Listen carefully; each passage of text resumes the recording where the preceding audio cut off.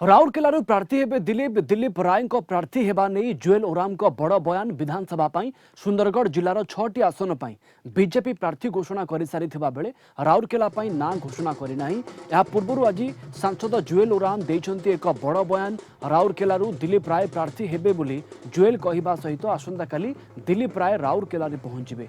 11 तारिख राउरकेला प्रचार आरंभ सहित चलित थर 7 विधानसभा और लोकसभा बीजेपी सपक्ष में जीव बोली जुएल ओराम कहते।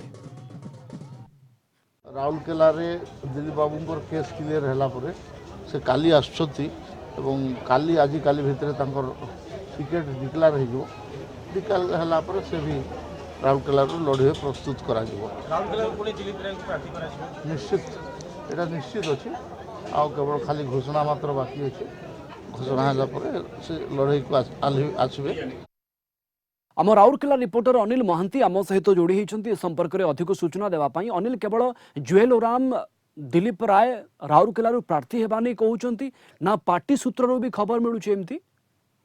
देखो प्रवीण वर्तमान सुधा पार्टी सूत्र दलीय महल किसी सूचना मिल न सुंदरगढ़ जिलार 6टी विधानसभा निर्वाचन 7टी निर्वाचन मंडली भितर 6टी निर्वाचन मंडली में बीजेपी प्रार्थी घोषणा कर सारी केवल मात्र राउरकेला भारतीय जनता पार्टी प्रार्थी वर्तमान सुधा घोषणा करा जाई नाही।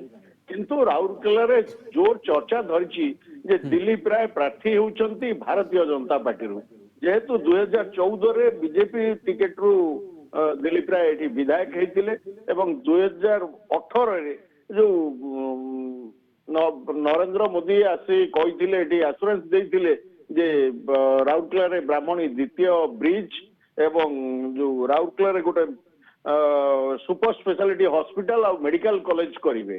तेणु यही दुईटी दाबी जेहेतु पूरण हो पारा ना तेणु 2018 मसीह से प्रथमे कही गोटे स्लोगान देते जे माटी आग पार्टी पछ कही से दलरू इस्तफा देते जदियो से समय दलरू इस्तफा देते किंतु इस्तफा से समय ग्रहण हो नथिला।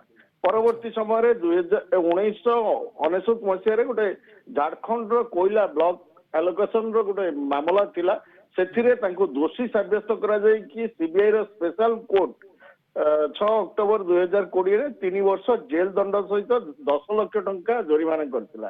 तेणु से प्रार्थी हो पारिबा नहीं आशंका देखा देइतिला।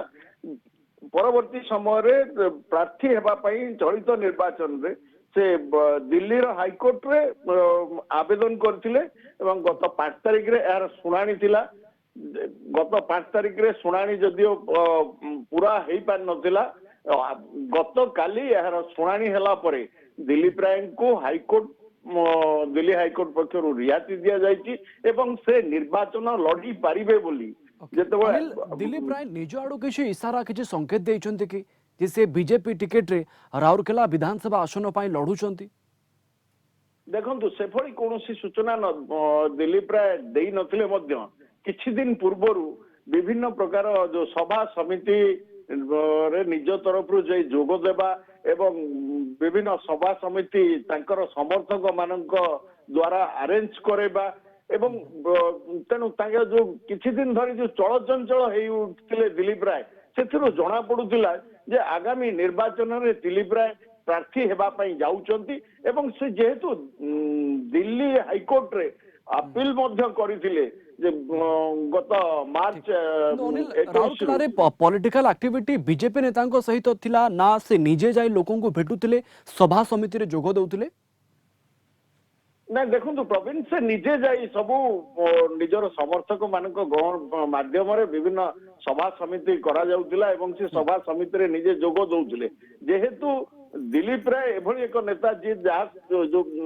तांकर बीजेपी सहित भल संपर्क रही एवं जुएल ओराम को विजय पछरे दिलीप राय गोटे समर्थन रहिबा निहाती आवश्यक एवं दिलीप राय समर्थन रे जुएल ओराम विगत दिन मानक निर्वाचन रे विजय लाभ करिसेंती। खबर उपर नजर रखिथांतु केबे क्लियर होउची जे दिलीप राय को बीजेपी टिकेट दोची राउरकेला विधानसभा आसन रो ता उपरे समस्त नजर रहिबो। आपनको अनेक अनेक धन्यवाद अनिल। अधिक सूचना अधिक आलोचना पई अनिल महांती आम राउरकेला रिपोर्टर आम सहित जोड़ी होइतिले।